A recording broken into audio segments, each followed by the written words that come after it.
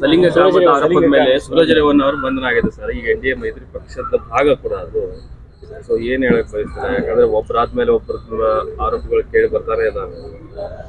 ನೋಡಿ, ಈ ರೀತಿಯಾದಂಥ ಆರೋಪಗಳು ಬಂದಾಗ ಅದರ ಸತ್ಯಾಸತ್ಯತೆ ಇದೆ ಏನನ್ನುವಂಥದ್ದು ತನಿಖೆ ಆದಮೇಲೆ ಕೂಡ ಗೊತ್ತಾಗುತ್ತೆ. ಅದಕ್ಕೆ ಈ ಪ್ರಾಥಮಿಕ ಹಂತದಲ್ಲಿ ಅವ್ರ ಬಗ್ಗೆ ಹೇಳಿದ್ದಾರೆ. ನಾನು ಕೂಡ ಮಾಧ್ಯಮದಲ್ಲಿ ನೋಡಿದ್ದೀನಿ, ಓದಿದ್ದೀನಿ ಏನೇನಾಗಿದೆ ಅಂತಕ್ಕಂಥದ್ದನ್ನು. ತನಿಖೆ ಹಂತದಲ್ಲಿ ಪ್ರಾರಂಭದಲ್ಲಿ ತನಿಖೆ ಆಗಲಿ, ತನಿಖೆ ಆದಮೇಲೆ ಸತ್ಯಾಸತ್ಯತೆ ಏನೈತೆ ಅನ್ನೋದು ಅದು ಹೊರಗೆ ಬರಲಿ. ತಪ್ಪು ಮಾಡಿದರೆ ಶಿಕ್ಷೆ ಆಗಬೇಕು, ಅದ್ರಾಗ ಎರಡನೇ ಪ್ರಶ್ನೆ ಇಲ್ಲ ಅಂತ. ಯಾರು ತಪ್ಪು ಮಾಡಿರ್ತಾರೆ ಅವ್ರು ಯಾರು ಬೇಕಾದರೂ ಇರಲಿ, BJP ಇರಲಿ, ಕಾಂಗ್ರೆಸ್ ಇರಲಿ, JDS ಇರಲಿ, ಯಾರೂ ಕೂಡ ಈ ರೀತಿಯಾದಂಥ ಅಪರಾಧ ಮನೋಭಾವನೆ ಉಳಿರ್ತಾರೆ. ಅವ್ರು ತಪ್ಪು ಮಾಡಿದ್ರೆ ಅದು ಶಿಕ್ಷೆ ಆಗಬೇಕು, ಅದ್ರಾಗ ಎರಡನೇ ಮಾತಿಲ್ಲ.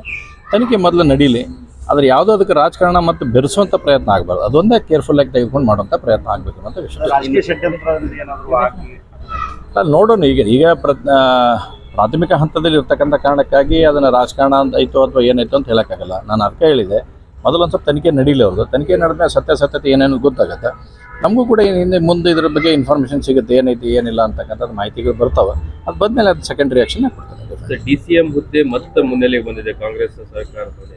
ನೋಡಿ, ಕಾಂಗ್ರೆಸ್ ಪಾರ್ಟಿಯಲ್ಲಿ ಕಳೆದ ಒಂದು ವರ್ಷದಿಂದ ನಾವು ನೋಡಿದ್ದೇವೆ, ಯಾವಾಗಲೂ ಕೂಡ ಮನೆ ಒಂದು ಮೂರು ಬಾಗಿಲು ಅನ್ನೋ ರೀತಿಯಲ್ಲಿ ಕಾಂಗ್ರೆಸ್ ಪಾರ್ಟಿ ನಡೆದೈತಿ. ಇವತ್ತು ಸಿದ್ದರಾಮಯ್ಯನವರನ್ನ ಒಂದು ಕಡೆ ಇಳಿಸ್ಬೇಕು ಅನ್ನೋಂಥದ್ದು ಪ್ರಯತ್ನ DK ಶಿವಕುಮಾರ್ ಅವ್ರ ಬಣ ಮಾಡುತ್ತೆ. DK ಶಿವಕುಮಾರ್ ಅವ್ರನ್ನ ಕಡಿಮೆ ಮಾಡ್ಬೇಕಂತೇಳಿ ಜಾರಕಿಹೊಳಿ ಅವ್ರ ಬಣ ಒಂದು ಕಡೆ ಮಾಡುತ್ತೆ. ಇದು ನಿರಂತರವಾಗಿ ನಡೆದಿರ್ತಕ್ಕಂಥ ಪ್ರಕ್ರಿಯೆ ಇದು. ಕಾಂಗ್ರೆಸ್ ಪಾರ್ಟಿ ಆಡಳಿತದಲ್ಲಿ ಅಥವಾ ಅದರಲ್ಲಿ ಹಸ್ತಕ್ಷೇಪ ಮಾಡೋದು ನಮಗೇನು ಇಂಟ್ರೆಸ್ಟ್ ಇಲ್ಲ, ನಾವು ಮಾಡುವಂಥ ಪ್ರಯತ್ನ ಇಲ್ಲ. ಆದರೆ ಕಾಂಗ್ರೆಸ್ಸಿನ ಆಂತರಿಕ ಬೇಗುದಿಯನ್ನು ನೋಡಿದಾಗ ಇವತ್ತು ಅನಿಸುತ್ತೆ ಭಾಳಷ್ಟು ಸಮಸ್ಯೆಗಳು ತಲೆದೋರ್ತಕ್ಕಂಥ ಕಾರಣಗಳು ಕಾಣ್ತದವು.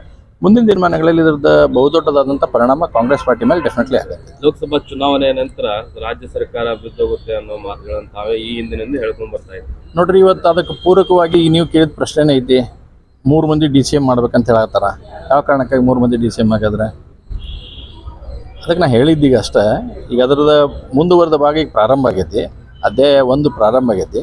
ಭಾಳ ದೊಡ್ಡ ಅದೇ 2 ಬರೋ ಅಷ್ಟೊತ್ತಿಗೆ ಎಲ್ಲ ಕ್ಲಾರಿಟಿ ಸಿಗುತ್ತೆ. ಕಾಂಗ್ರೆಸ್ನವರು ತಮ್ಮ ಕಡೆ ಬರ್ತಾರಂತ ಅನಿಸ್ತದೆ. ಈಗ ಸದ್ಯ ನಾವು ಯಾವ ಅದ್ರ ಬಗ್ಗೆ ಇಲ್ಲ. ತನ್ನಷ್ಟಕ್ಕೆ ತಾನೇ ಬಿದ್ದರೂ ನಾವು ಯಾರು ಅದಕ್ಕೆ ಜವಾಬ್ದಾರ ಅಲ್ಲ. KS ಈಶ್ವರಪ್ಪನವರು ನಿನ್ನೆ ಹುಬ್ಳಿಗೆ ಬಂದಿದ್ರು. ಸೊ ತಮ್ಮ ಪಕ್ಷದ ಲಿಂಗರಾಜ್ ಅಂಗಡಿ ಅವ್ರನ್ನೂ ಭೇಟಿ ಮಾಡಿದರು. ಸೊ ಏನು ಪಕ್ಷಕ್ಕೆ ಒಳ್ಳೆ ಏನು ಪ್ರಯತ್ನ ನಡೆದಿದ್ದಾರೆ? ನೋಡ್ರಿ, ಈಶ್ವರಪ್ಪನವರು ಮೊದಲು ನಮ್ಮ ಪಕ್ಷದ ಹಿರಿಯರು ಭಾಳ ಪಾರ್ಟಿಯನ್ನು ಕಟ್ಟಿ ಬೆಳೆಸುವಂಥ ನಿಟ್ಟಿನಲ್ಲಿ ಅವರು ಸಾಕಷ್ಟು ಕಾರ್ಯಗಳನ್ನು ಮಾಡಿದ್ದಾರೆ. ಯಾವುದಾದ್ರು ಕಾರಣಕ್ಕೆ ಸಮಸ್ಯೆಗಳಾಗಿದ್ದಾವೆ. ಅದ್ರ ಮುಂದಿನ ದಿನಮಾನಗಳಲ್ಲಿ ತೀರ್ಮಾನ ತಗೊಳ್ತಾರೆ. ಹುಬ್ಬಳ್ಳಿಯಲ್ಲಿ ಕ್ರೈಮ್ಗಳ ಬಗ್ಗೆ 3 ತಿಂಗಳಲ್ಲಿ 3 ಕೊಲೆಗಳಾಗಿವೆ.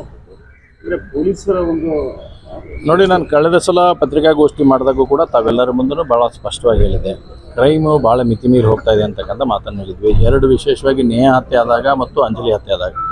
ನಿನ್ನೆ ತಾನೇ ಈಗ ಅಲ್ಲೇ ಹೋಗ್ತಾ ಇದ್ದೇನೆ. ನಮ್ಮ ಆಟೋ ರಿಕ್ಷಾ ಚಾಲಕರ ಸಂಘದ ಮಠಪತಿ ಅವ್ರ ಮಗನ ಹತ್ಯೆ ಆಗಿದೆ ಅನ್ನೋಂಥದ್ದನ್ನು ಕೂಡ ನನಗೆ ಗಮನಕ್ಕೆ ಬಂದಿದೆ. ಅದಕ್ಕೆ ಈಗ ಹೋಗ್ತಾ ಇದ್ದೇನೆ ಅಲ್ಲಿ ನೋಡೋಕೆ ಏನಂತಂದೇಳಿ. ಇದು ಕಾನೂನು ಸುವ್ಯವಸ್ಥೆ not only in Hubli Dharwad, ಇದು ಎಂಟೈರ್ ರಾಜ್ಯದಲ್ಲಿ ಇವತ್ತು ಕಾನೂನು ಸುವ್ಯವಸ್ಥೆ ಹದಗೆಟ್ಟಿರ್ತಕ್ಕಂಥ ಸಂಬಂಧ ನಾವು ನೋಡ್ತಾ ಇದ್ದೇವೆ. ಭಾಳ ದೊಡ್ಡ ಪ್ರಮಾಣದಲ್ಲಿ ಕಾನೂನು ಸುವ್ಯವಸ್ಥೆ ಹದಗೆಟ್ಟಾಗೂ ಕೂಡ ಇವತ್ತು ಸರ್ಕಾರ ಬೇರೆ ಕಡೆ ಮರೆಮಾಚೋತಕ್ಕಂಥ ಸಂಗತಿಗಳನ್ನು ಮುಂದೆ ತಂದು ಅದನ್ನು ಮರೆಮಾಚಿ ಬೇರೆ ಬೇರೆ ಓಡಿಸುವಂಥ ಪ್ರಯತ್ನವನ್ನು ಮಾಡ್ತಾರೆ. ಹೀಗಾಗಿ ಒಟ್ಟಾರೆ ತೆಗೆದುಕೊಂಡ್ರೆ ರಾಜ್ಯದಲ್ಲಿ ಕಾನೂನು ಸುವ್ಯವಸ್ಥೆ ಭಾಳ ಸಮಸ್ಯೆಯನ್ನು ತಲೆದೋರ್ತಾ ಇದೆ. ಇವತ್ತು ಇಲಾಖೆ ಐತೋ ಇಲ್ಲೋ ಅನ್ನತಕ್ಕಂಥ ಮಟ್ಟಕ್ಕೆ ಇವತ್ತು ಹೋಗುವಂಥದ್ದು ಕಾರಣ ಕಾಣ್ತಾ ಇದೆ ನಮಗೆಲ್ಲ ಕಡೆ ನೋಡಿದಾಗ. ಏನಪ್ಪ ಪೊಲೀಸ್ ಇಲಾಖೆ ಮಾಡುತ್ತಾ ಇಲ್ಲೋ ಅಂತಕ್ಕಂಥ ಭಯ ಜನರಲ್ಲಿ ಕಾಡುವಂಥದ್ದು ಆಗ್ತಾ ಇದೆ. ತಕ್ಷಣ ಈಗಾದರೂ ಗೃಹ ಸಚಿವರು ಎಚ್ಚೆತ್ಕೊಳ್ಬೇಕು. ಎಚ್ಚೆತ್ಕೊಳ್ಳೋ ಮುಖಾಂತರ ಇಡೀ ರಾಜ್ಯದಲ್ಲಿ ಒಂದು ಶಿಸ್ತು ಮಾಡುವಂಥ ಕೆಲಸ ಮಾಡಿ ನಾವು ಸಂಪೂರ್ಣ ಸಹಕಾರ ಕೊಡ್ತೇವೆ. ಅದಕ್ಕೆ ವಿರೋಧ ಪಕ್ಷವಾಗಿ ಭಾರತೀಯ ಜನತಾ ಪಾರ್ಟಿ ಏನು ಸಹಕಾರ ಕೊಡಬೇಕು ಕೊಡುತ್ತೆ. ಬಟ್ ನೀವು ಯಾವುದೇ ರೀತಿಯಾದಂಥ ಕ್ರಮ ತಗೊಳ್ಳಿಲ್ಲ ಅಂತಂದರೆ ಮುಂದಿನ ಆಗ್ತಕ್ಕಂಥ ಅನಾಹುತಕ್ಕೆ ಸರ್ಕಾರ ಆಗುತ್ತೆ, ಗೃಹ ಸಚಿವರು ಇದಕ್ಕೆ ಹೊಣೆಗಾರ ಆಗಬೇಕಂತ ಪರಿಸ್ಥಿತಿ ಬರುತ್ತೆ. ಪೆಟ್ರೋಲ್ ಡೀಸೆಲ್ ಬೆಲೆ ಏರಿಕೆ ಸಂಬಂಧಪಟ್ಟಂಗೆ ಬಿಜೆಪಿಯವರು ರಾಜ್ಯಾದ್ಯಂತ ಹೋರಾಟ ಮಾಡ್ತಾರೆ. ಇಳಿಕೆ ಮಾಡ್ತಾರಂತ ಅನ್ಸುತ್ತೆ ತಮ್ಮ ಹೋರಾಟಕ್ಕೆ ಮನೆ ಕ್ಲಾಸ್ ಸರ್ಕಾರ? ನೋಡಿ, ನಾವು ಒಂದು ಪ್ರತಿಪಕ್ಷವಾಗಿ ನಾವೇನು ಹೋರಾಟ ಮಾಡ್ಬೇಕು ನಾವು ಮಾಡ್ತೀವಿ. ಜನರ ಧ್ವನಿಯಾಗಿ ನಾವು ಎಷ್ಟು ನಿಲ್ಬೇಕು ಅದನ್ನೆಲ್ಲ ನಾವು ನಿಲ್ತೀವಿ. ಎಲ್ಲಿವರೆಗೆ ಹೋರಾಟ ತೆಗೆದುಕೊಂಡು ಹೋಗಬೇಕು ಅಲ್ಲಿವರೆಗೆ ರಾಜ್ಯಾಧ್ಯಕ್ಷರಿಗೆ ಹೇಳಿದ್ದಾರೆ, ಆ ಹೋರಾಟವನ್ನು ತೆಗೆದುಕೊಂಡು ಹೋಗ್ತೀವಿ. ಒಂದೇ ಅಲ್ಲ, ಇವತ್ತು ಪೆಟ್ರೋಲ್ ಡೀಸೆಲ್ ಬೆಲೆ ಹೋರಾಟ ಒಂದು ಕಡೆ ಆದರೆ ಇನ್ನೊಂದು ಕಡೆ ವಾಲ್ಮೀಕಿ ಹಗರಣ ಐತಿ, ಇನ್ನು ಭಾಳ ದೊಡ್ಡದಾಗಿರ್ತಕ್ಕಂಥ ಹಗರಣ ಐತೆ. ಅದನ್ನು ಮರೆಮಾಚುವಂಥ ನಿಟ್ಟಿನಲ್ಲಿ ಭಾಳಷ್ಟು ಸಂಗತಿಗಳು ಇವತ್ತು ನಡೆದಿದ್ದಾವೆ. ಸರ್ಕಾರದ ಕಡೆಯಿಂದ ಒಂದೊಂದು ಸಲ ಅನ್ಸುತ್ತೆ ಆ ರೀತಿಯಾದಂಥ ಘಟನಾವಳಿಗಳನ್ನು ಮರೆಮಾಚೋಕ್ಕಿಂತ ಯಾವುದಾದ್ರು ತೊಗೊಂಬಂದು ಮರೆಮಾಚೋಕ್ಕೆ ಪ್ರಯತ್ನ ಮಾಡ್ತಾರೆ ಅನ್ನುವಂಥ ವಾತಾವರಣ ಇವತ್ತು ಎಲ್ಲ ಕಡೆ ಬಿಂಬಿಸುವಂಥ ಪ್ರಯತ್ನ ಆಗ್ತಾಯಿದೆ. ಹೀಗಾಗಿ ವಾಲ್ಮೀಕಿ ಹಗರಣ ಆಗಲಿ, ಇವತ್ತು ಪೆಟ್ರೋಲ್ ಡೀಸೆಲ್ ಬೆಲೆ ಆಗಲಿ, ಇವೆಲ್ಲದರ ವಿರುದ್ಧ ನಾವು ಹೋರಾಟ ಮಾಡ್ತೀವಿ. ಬರ್ತಕ್ಕಂಥ ಅಧಿವೇಶನದಲ್ಲಿ ಅದ್ರ ಬಗ್ಗೆ ಸಂಪೂರ್ಣ ಧ್ವನಿಯನ್ನು ಎತ್ತುವಂಥ ಕೆಲಸವನ್ನು ಭಾರತೀಯ ಜನತಾ ಪಾರ್ಟಿ ಮಾಡುತ್ತೆ. ನೀವು ನೋಡ್ತಿದ್ದೀರಾ, ಇದು ನ್ಯೂಸ್ 88 ಕನ್ನಡ, ಸುದ್ದಿಯ ಜೊತೆ ಸದಾ ನಿಮ್ಮೊಂದಿಗೆ.